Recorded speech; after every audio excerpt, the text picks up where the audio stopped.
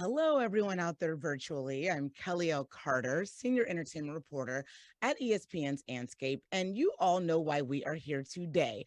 But before I formally bring in Michael B. Jordan, let me run through a few quick housekeeping rules. No recording. Want to remind you guys of that, please.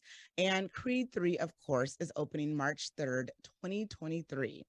And as a reminder, there's to be no posting or sharing any information from this press conference until 9 a.m. Pacific time tomorrow morning, when the trailer that you guys are about to watch will launch wide. And please remember to submit your questions via the Q&A chat function at the bottom of your screens. I also want to say hello to Alberto Madero, who is our ASL interpreter for today. And we're going to talk a little bit more about that later in our conversation. But today, of course, we're all about to get a first look at the Creed 3 trailer, which not only takes us back into Donnie Creed's world, but it's also Michael B. Jordan's directorial debut. I know, like me, you all have been beyond excited and waiting for this. When it was first announced that Michael would be directing this film, I screamed in my head because I know just how important this franchise is for him, how important this character is for him, how important this representation is for him, and I knew he was up for the task. And quite frankly, I was excited to see who's going to do with this. After you see this first look at the trailer, I have a pretty good feeling that you all will be very happy. Michael B. Jordan, thank you so much for doing this today, and welcome. That was a great introduction. Thanks for having me. I appreciate it.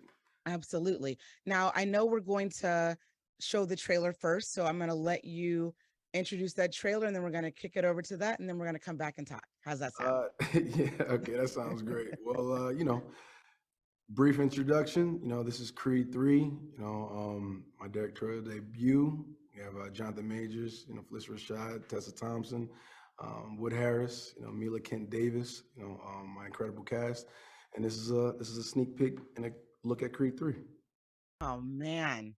All right, Mike, let's first recap. In 2015, you first put on the gloves to play Adonis Creed. In 2018, you reprised the role for Creed 2. And the Creed franchise, let's go ahead and pop that collar a little bit, has been a massive success. It is grossed in excess of $377 million at the worldwide box office, and the baton was officially passed from Rocky to Creed. Now, of course, it's 7 years later, and we're here to celebrate the first trailer for the much anticipated Creed 3. And we are seeing you in the director's chair for the very first time. Let's start there. Why did you choose telling Adonis's next story as your feature directorial debut, and why now? I think for me, it was the perfect time.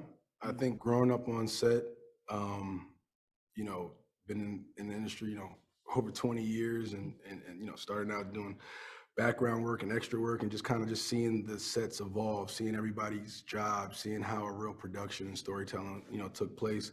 I finally got to this place in my career where, I wanted to tell a story, and not just be in front of the camera, not just execute somebody else's vision.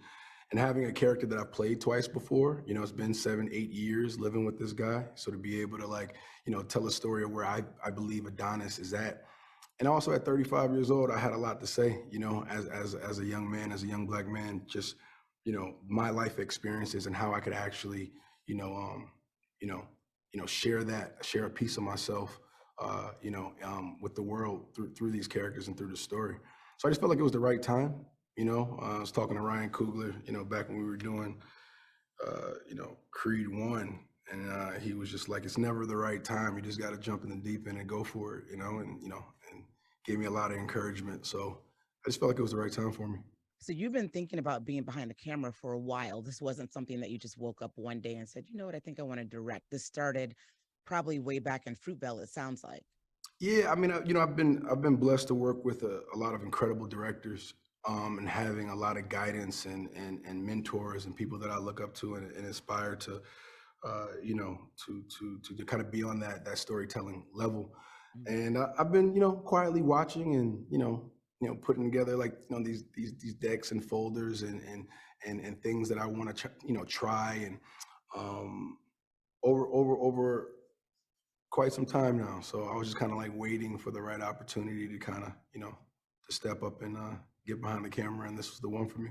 I love that. My favorite directors are always actors. So I'm really excited to see what you do with that. And in this one in particular, the Rocky franchise, Yep. including the Creed films, they are big in scope, story, and production. So coming into this, how did you manage to steer such a large ship, a huge crew, so many background actors, and a tremendous team of designers and crew?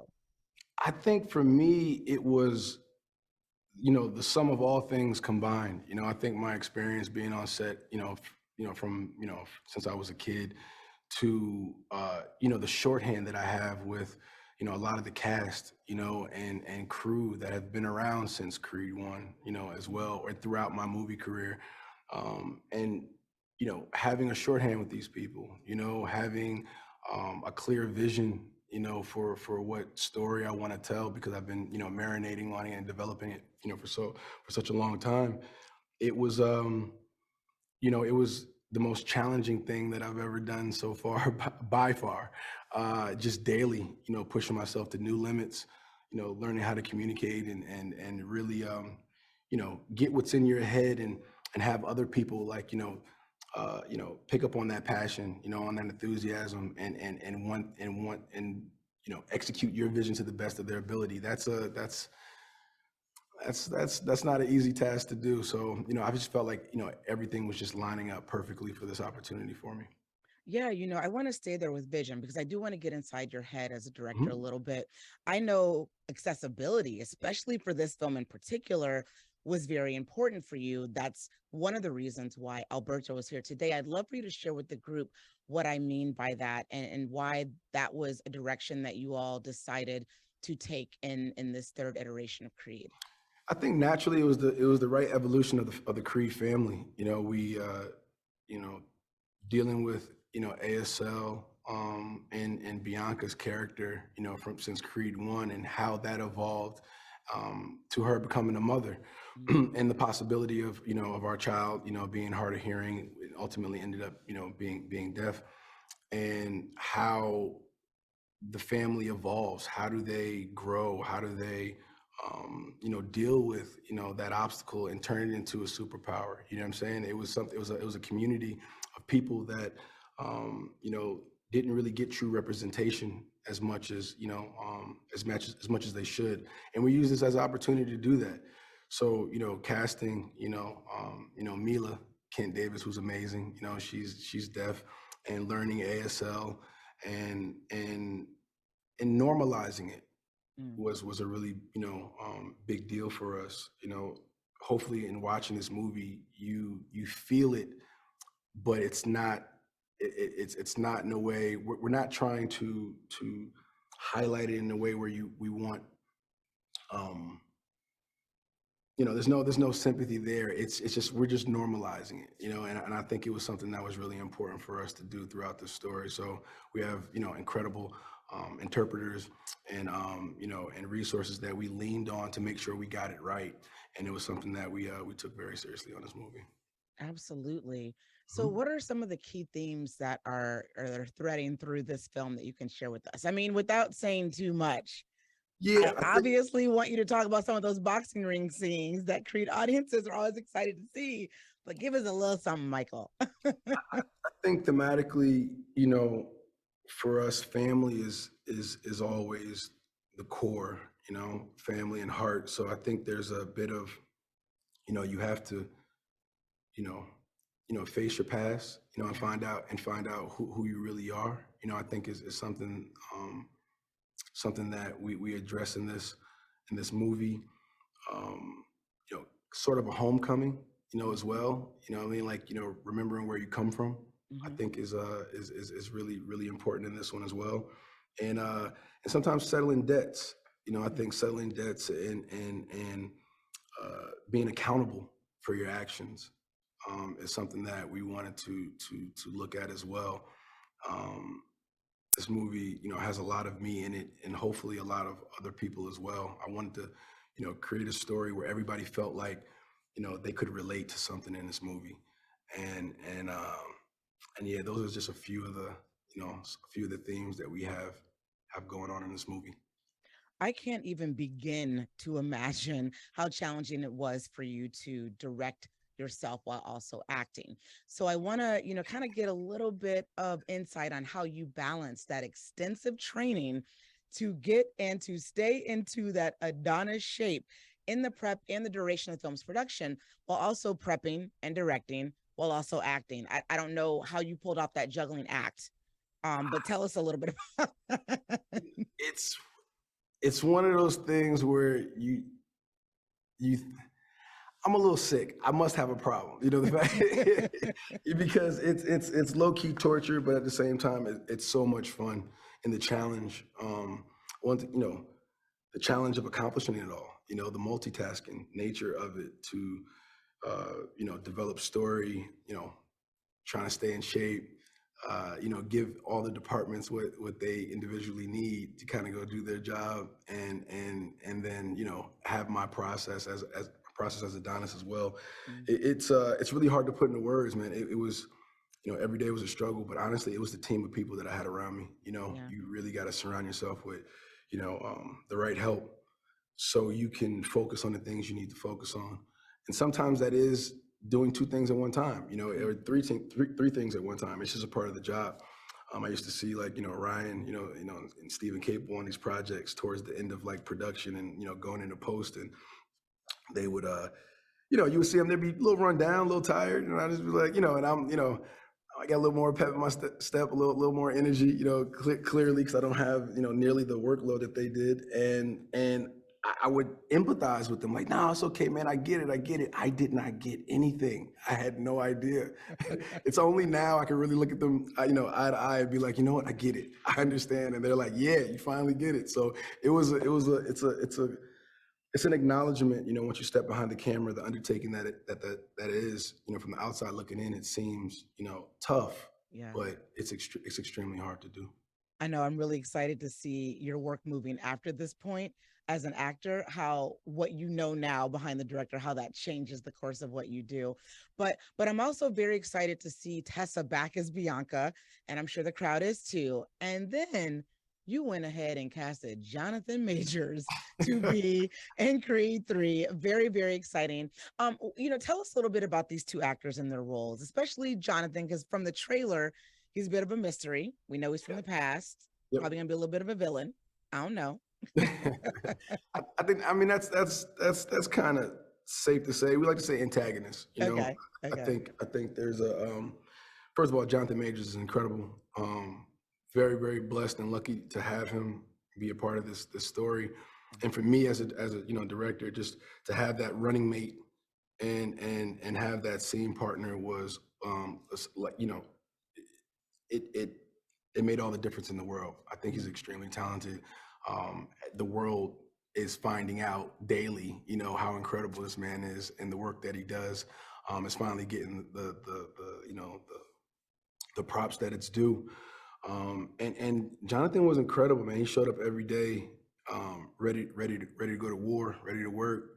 Um, Me and him bonded in a way that that I never had an opportunity to. And I guess it's my first time directing that relationship between director and actor. I really I understand that now, and it's a bond that'll last forever. So just really lucky to have that gentleman by my side, while I'm going through this process. It was extremely helpful, and the character in Damien you'll find out more about, but definitely a pivotal person and a pillar in Adonis's life, that kind of that comes back around and it needs to kind of get addressed. So there's that, and then there's the incredible Tessa Thompson that I've been so lucky to work with over the years. She's a rock. She trust is a huge thing, and having earned each other's trust, being, in scenes together, and now having, her trust me as a storyteller, was the biggest compliment that she's given me thus far. And the encouragement and confidence that I have with my cast helps me go out and do things that seem, impossible or really, really tough to. So Mhm. knowing I got that support in front of the camera with these guys, knowing they're giving me the space to do all the other things that a director has to do, and still show up every day, giving 110%. These two guys are like you know, I'm blessed. I love it. I love it. Look, you are and you have always been committed to advancing the culture, especially for the young kids and students.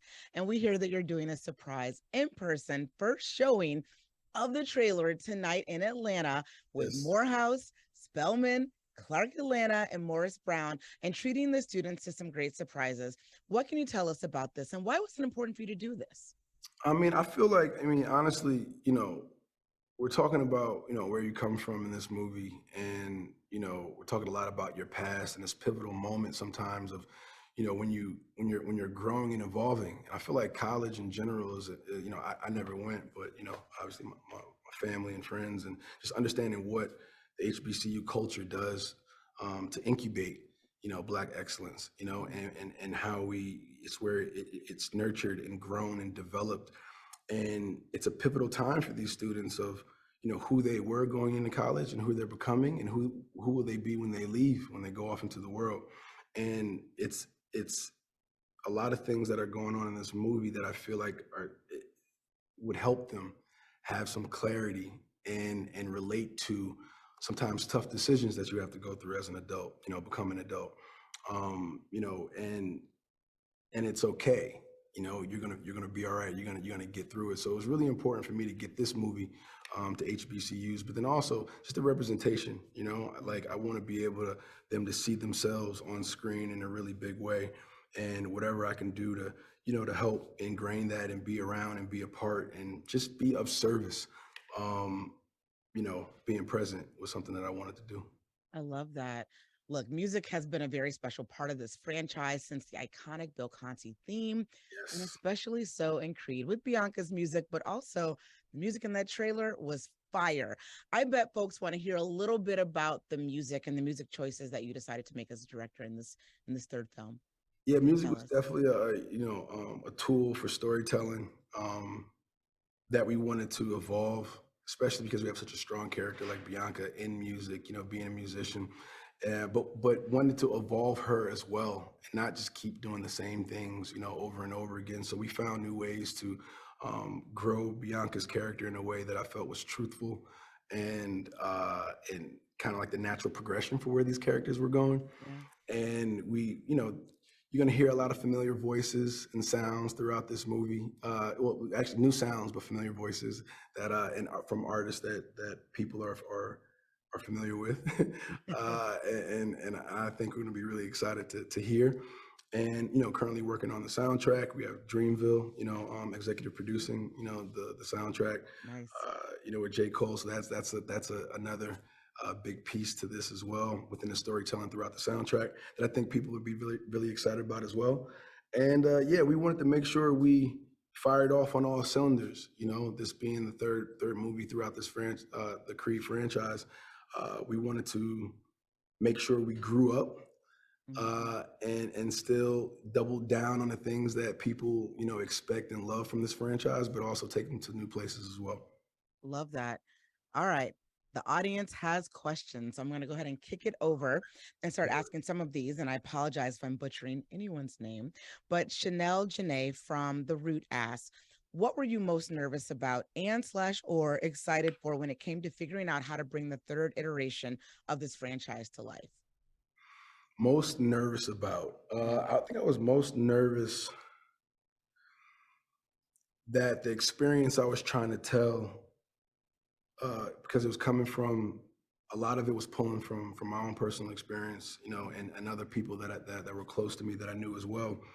Um, I was nervous about it connecting with people. I was nervous, in your own head, you're creating and developing things, and you're working with the writer and stuff. And you're like, man, is this something that that people will, will they fuck with it? You know what I'm saying? Like, that's something Right. that was going on in my head. But you know, telling the truth, and being honest in storytelling is, one of the greatest gifts, that you can have and give, and through and through, we just continue to tell the truth. So Mm. that was something that was I was nervous about, but once we started filming and kind of get into it, everything kind of fell to the side. Absolutely. Here's a question from Jesus Gonzalez from sopitas.com in Mexico. Michael, congratulations for the trailer. It looks amazing. But as a Mexican, it's impressive and a source of pride to see Sal Alvarez appear in this film. So I wanted to ask you, how did the idea of Canelo appearing in this film come from? Where did that idea come from? You know, we just look back, just the history of boxing, and the Mexican culture, is such a pillar within, the sport of boxing, and felt like there wasn't really a lot of representation throughout the films uh, in that type of way, and it just wasn't. It just didn't seem like the reality I lived in. So I wanted to incorporate the Mexican culture into this film where we could. And you see Canelo, is in this project as well. But you have Jose Benavidez, is a character, in this movie. He plays Felix Chavez, and it's a character that I feel it's strong and it's good. So anyway, to answer the question, I just felt that there was a lack thereof that didn't seem truthful and honest to the sport of boxing, and I wanted to kind of put that character there. That's what I was talking about when I said representation earlier. Next question is Amy from Total Films, and she asks, it's clear that there's been a bit of a time jump given the age of Adonis and Bianca's daughter in the trailer. Why was it important for you to shift Donnie's story forward like that? I think it was important to get to a pivotal point in Donnie's career and Bianca's career. Mm. I think we've seen them fall in love. We've seen them, come together and create life and a family together. I wanted to get to the next stage of the next crossroads for them, the next level of life and experience as young adults dealing with a professional career and family and the choices that come along with that. I think it was very kind of is not specific, but it was a reflection of kind of where I was in my life, professionally, personally, and I just had a lot to say around that. So I figured we'd progress things there. Amazing. This next question comes from Janae Bolden. Hey, Janae, I know her. She asks, I'd love to hear about the mental, emotional preparation that went into your directorial debut. Can you talk about some of the unexpected challenges? Holding on for dear life. No, it was, I feel like, coming out of, lockdown, quarantine, this is where a lot of this, pre-production and prep was going on. So it was a lot of stuff going on in the world. And, that was my escape, a lot of times was just diving into this world and creating this story. Mentally for me, there was nothing I could do to prepare myself for this. Anything I thought I was doing, it was not enough. So the meditation, but very helpful. I think meditating was really important for me. Just talking to a lot of directors that have been through this before really gave me, as close of an idea as what the experience was going to be without going through it myself. So leaned on those conversations and that advice. Just got finished working with Denzel, right before this project. So I had that wisdom, and support that was there. So it really helped me out a lot during prep. So I think mentally for me, just taking it a day at a time, but at the same time, always planning, 10 steps ahead. So Yeah. I think it was a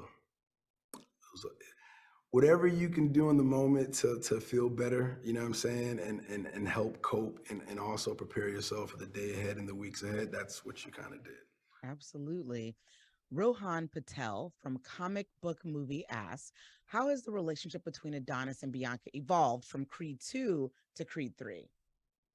Without, giving away and talking about it too much, I feel like there's a time where, adults, people in a relationship have to make choices around, um, selfish decisions and choices. That Mm. not selfish in a bad way, but just decisions for yourself versus decisions for your family.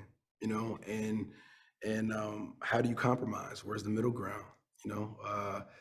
How do you two people who are two individuals who are successful by themselves? How do you be successful together? I think that was something that we touched on a bit between our relationship, and and yeah, support for one another. What does that look like? Who's carrying the weight when?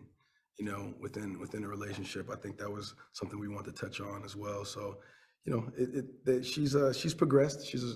Bianca is a strong woman, an incredible mother, and and a great wife. Who, you know, yeah, she's so that's kind of how they evolved. Okay, can't wait to see that. Two more questions from the audience. This second to last one comes from Fred Topol from UPI, and he asks, "What did you learn about the art of the training montage now that you've directed some?" The art of the training montage. Get any and everything you can. every push up, every speed back moment. I think no, but seriously, I think from the montage, I think what are the stakes? You know, how is your character? You know, leaving the montage better than he was when he first started. I think Mhm. I think that's a good one to stick to. That's a great one to stick to. And this last question comes from Mercedes Williams from Movie Scene Queen. And she asks, Creed has created a cultural shift and inclusivity with the series. How important is it for the film to continue growing these positive Black themes on mental health, hearing impairment, and the structure of the Black family? I think it's extremely important. I think with not a lot of examples of those things, out there, and this being a movie that kind of has, all of those in one. I think it's very important, for this franchise to continue to put those themes on the forefront and normalize them in a way, um, you know, that we can actually do something about it. Yeah. So you can actually think on it and dwell and hopefully, you know, be a difference maker in people when they make decisions, when they're thinking about things like this. So I think it's extremely important, and we're going to continue to do so. If we were to have a final question, it would probably be, why you got to make us wait until March 3rd, 2023 to see Creed 3? Michael B. Jordan, thank you so much for doing this today. Thank you for sharing this first look trailer with this community of journalists. I know everyone appreciates it. There were so many questions that came in, and I know that people are really excited to talk to you down the road about this film. Congratulations and continued success as always. Thank you so much. Thank you guys so much. Thank you. Thank you. Thank you. Yeah. And thank you guys for tuning in. Again, embargo lifts tomorrow morning. But until then, I can't wait to see you guys write about this. Let's do it. Thanks, March Mike. 3rd. Let's go.